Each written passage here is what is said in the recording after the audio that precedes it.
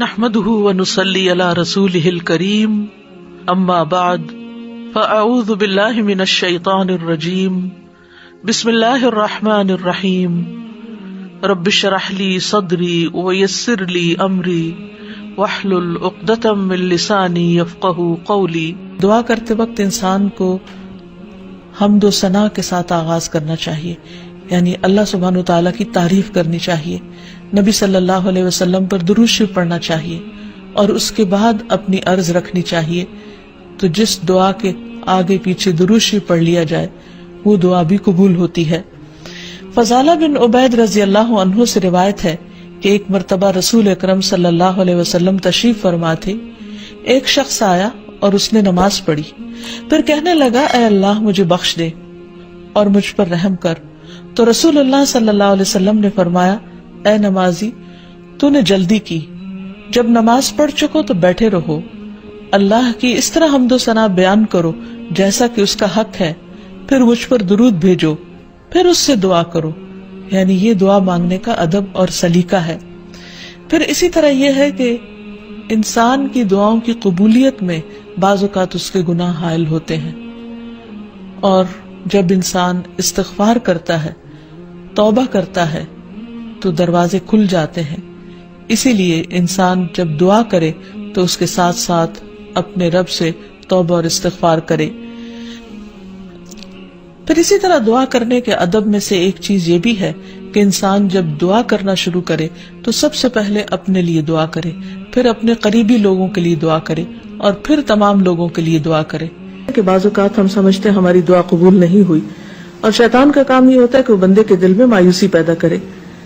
جب بھی انسان کے دل میں ایسا خیال آئے کہ اس کی دعا قبول نہیں ہوئی تو اسے ہمیشہ یاد رکھنا چاہیے کہ رسول اللہ صلی اللہ علیہ وسلم نے قبولیت دعا کے مختلف قسمیں یا طریقے بتائے ہیں۔ ایک تو یہ کہ جو کچھ انسان مانگتا ہے اس کو وہ مل جائے، یا پھر یہ کہ وہ تو نہ ملے لیکن اس کے برعکس اس کے بدلے میں اس کی کسی مصیبت یا مشکل کو اس سے دور کر دیا جائے یا آنے سے روک دیا جائے۔ تیسری صورت یہ کہ دنیا میں تو انسان کو اس دعا کے صلے میں کچھ نہ ملے، لیکن قیامت کے دن وہ تمام دعائیں اس کے اعمال نامے میں شامل کر کے اسے ان کا بہترین بدلہ یا جزا دی جائے۔ ایسی صورت میں جو تیسری صورت ہے، اگرچہ دنیا کے اعتبار سے ایک مشکل صورتحال ہے، لیکن قیامت کے دن بندہ جب اپنی دعاؤں کا صلہ دیکھے گا، اس عبادت کی جزا پائے گا وہاں پر، تو اس وقت تمنا کرے گا کہ اے کاش دنیا میں میری کوئی دعا بھی قبول نہ ہوتی۔ لیکن دعا کی قبولیت کے لیے پھر کچھ شرائط ہیں۔ ایک بات تو یہ اس میں جو سب سے پہلے کہ انسان کا رزق حلال ہو، کیونکہ حرام کھانا انسان کی دعاؤں کی قبولیت میں رکاوٹ کا سبب ہوتا ہے۔ پھر اسی طرح جب انسان اللہ سے دعا مانگے تو اس وقت بہت توجہ کے ساتھ دعا کرے، کیونکہ حدیث میں آتا ہے کہ اللہ سبحانہ وتعالی غافل دل کی دعا قبول نہیں کرتے، یعنی ایک انسان مانگ رہا ہے لیکن اس کو پتہ ہی نہیں کہ وہ کیا مانگ رہا ہے، صرف رٹے رٹائے کچھ لفظ زبان سے نکال رہا ہے یا سنی سنائی کوئی بات دہرا رہا ہے، لیکن اس کے دل سے وہ بات نہیں نکل رہی ہے، وہ مانگنا نہیں، بس کچھ الفاظ کا پڑھ دینا ہے، تو یہ طریقہ بھی درست نہیں۔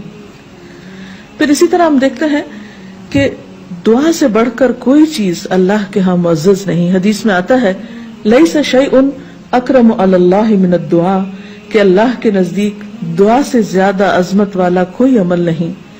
ایک اور حدیث میں آتا ہے وَلَا يُرَدُّ الْقَضَاءُ إِلَّا الدُّعَاءُ وَلَا يَزِيدُ فِي الْعُمْرِ إِلَّا الْبِرُّ، کہ تقدیر کو دعا کے علاوہ کوئی چیز نہیں بدل سکتی، یعنی انسان کی جو تقدیر ہے جو لکھی ہوئی ہے اس میں تبدیلی دعا کی وجہ سے ہو سکتی ہے، کیونکہ اللہ تعالیٰ کے ہاتھ میں ہے سب کچھ۔ یمحو اللہ ما یشاء ویثبت، جو چاہتا ہے اللہ مٹا دیتا ہے اور جو چاہتا ہے ثابت کر دیتا ہے، لکھ دیتا ہے۔ تو بات یہ ہے کہ انسان کو ہمیشہ مانگتے رہنا چاہیے اور پورے جزم کے ساتھ، ارادے اور عزم کے ساتھ مانگنا چاہیے۔ کبھی یہ نہیں کہنا چاہیے کہ اگر تو چاہے تو قبول کر لے، نہیں چاہے تو نہ کرے، نہیں۔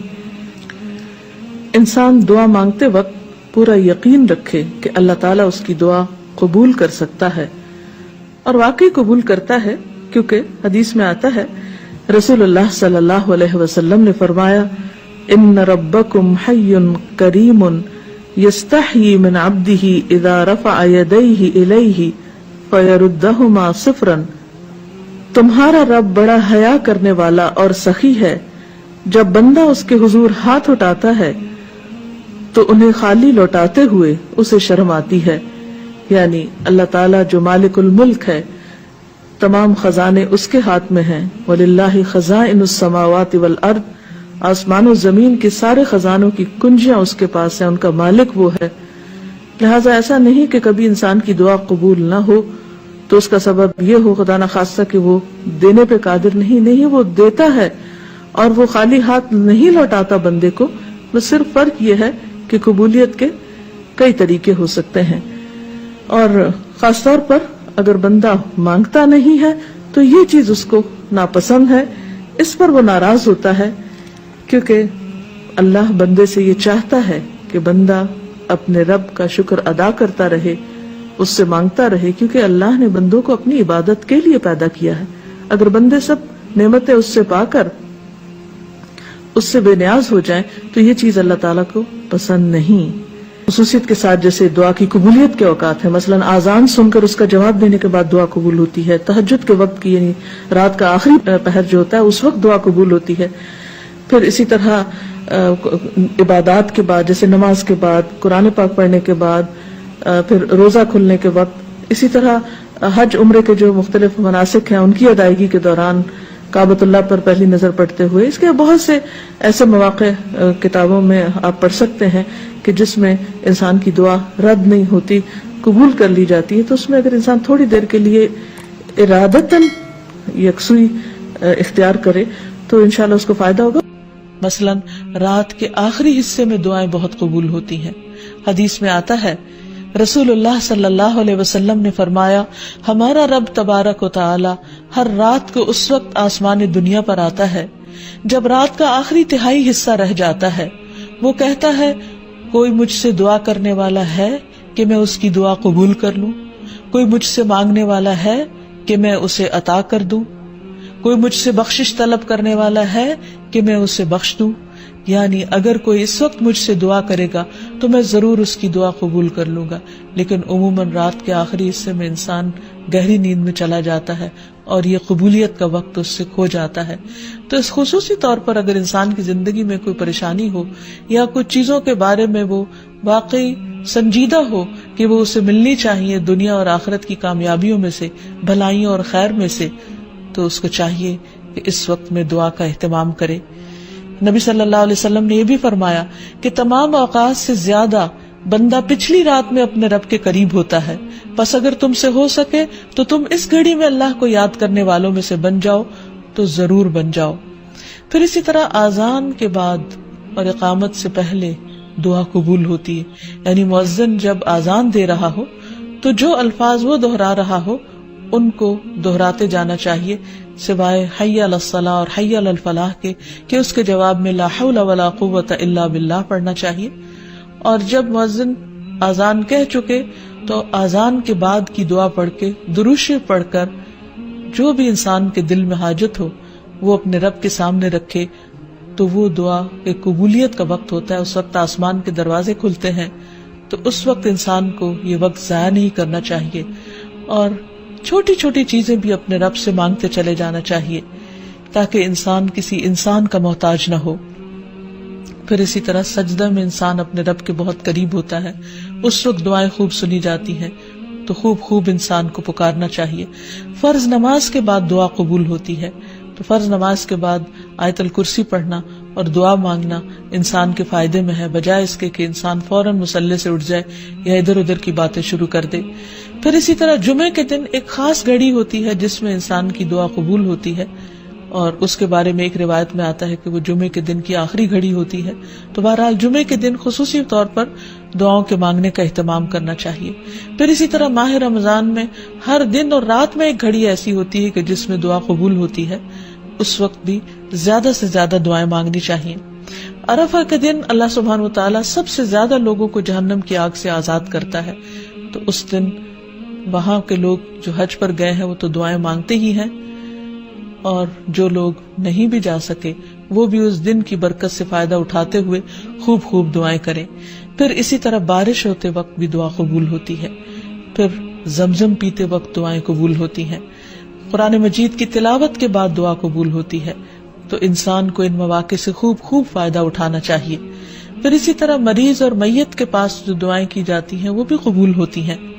تو اللہ تعالیٰ سے دعا ہے کہ وہ ہماری دعاؤں کو بھی سن لے اور ہمیں قبولیت کے اوقات سے بھرپور فائدہ اٹھانے کی توفیق دے اور ہمیں دعائیں مانگنے کے آداب سکھا دے کہ نماز جمعہ ختم ہو جائے. نمبر 6، جمعہ ہی کے دن نماز عصر کے بعد کی آخری ساعت، یعنی عصر کے بعد سے آخر تک. ان اوقات کے ساتھ ساتھ قلبی خضوع و خشوع ضروری ہے اور بارگاہ رب العالمین میں عجز و انکسار، ذلت و خاکساری، تضرع اور الحاح اور رقت قلب بھی، اور دعا کرنے والے کا رخ قبلے کی طرف ہو، کامل طہارت کے ساتھ ہو، اپنے دونوں ہاتھ بارگاہ الہی میں اٹھائے اور سب سے پہلے اللہ تعالیٰ کی حمد و ثنا بجا لائے. اس کے بعد رسول اللہ صلی اللہ علیہ وسلم پر جو اللہ تعالیٰ کے خاص بندے ہیں درود شریف بھیجے اور اپنی حاجت پیش کرنے سے قبل توبہ اور استغفار کرے. پھر پوری ہمت اور توجہ کے ساتھ اللہ تعالیٰ کی طرف متوجہ ہو اور نہایت الہ و زاری، تملک اور خاکساری کے ساتھ بارگاہ الہی میں اپنا سوال پیش کرے اور ترغیب و ترہیب، امید و خوف کے ساتھ اس کی جناب میں دعا کرے اور اللہ تعالیٰ کے اسماء حسنی اور اس کی مقدس صفات. کون سی مقدس صفات؟ جی اللہ کے ناموں میں جو ہے، اور اس کی توحید کا وسیلہ پکڑے.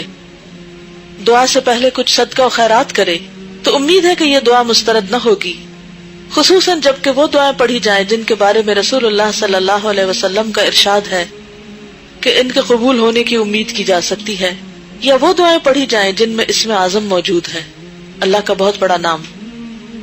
اسم اعظم والی دعاؤں میں سے ایک دعا یہ بھی ہے جو سنن اور صحیح ابن حبان میں حضرت عبداللہ بن برادہ عن ابیہ سے مروی ہے کہ رسول اللہ صلی اللہ علیہ وسلم نے ایک آدمی کو یہ دعا کرتے ہوئے سنا: اللہم انی اسألک بانی اشہد انک انت اللہ لا الہ الا انت الاحد الصمد الذی لم یلد ولم یولد ولم یکن لہ کفوا احد.